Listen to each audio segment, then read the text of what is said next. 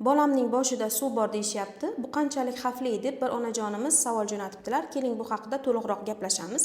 Normal holatda bosh miyada suyuqlik bo'ladi. U bosh miyaning yon qorinchalaridagi qon tomir chigallar tomonidan ishlab chiqariladi. Likvor suyuqligi yoki cerebrospinal suyuqlik deb ataladi.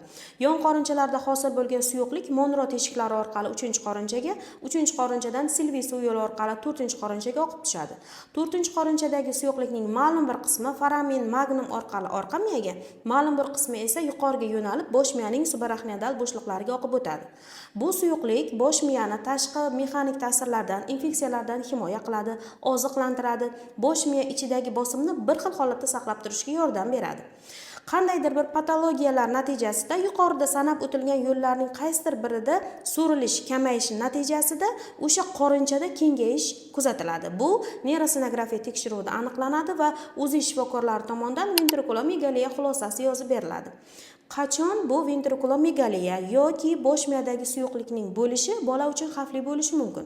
Birinchi navbatda bolaning bosh suyagi juda tez fursatlarda kattalashsa yoki yon qorinchalarning hajmi 12 mm dan kattaligi aniqlansa, bola emishdan bosh tortib nihoyatda ko'p bezovtalanib yig'layversa, tinchlanmasa, bola ko'p qayd qilish natijasida holsizlanib qolsa, bundan tashqari katta liqildoq shishib qattiqlashib qolsa, bola ko'zini pastga qaragan holatda qotib qolish holatlari yuzaga kelsa, zudlik bilan nevropatolog shifokoriga murojaat qilish tavsiya qilinadi.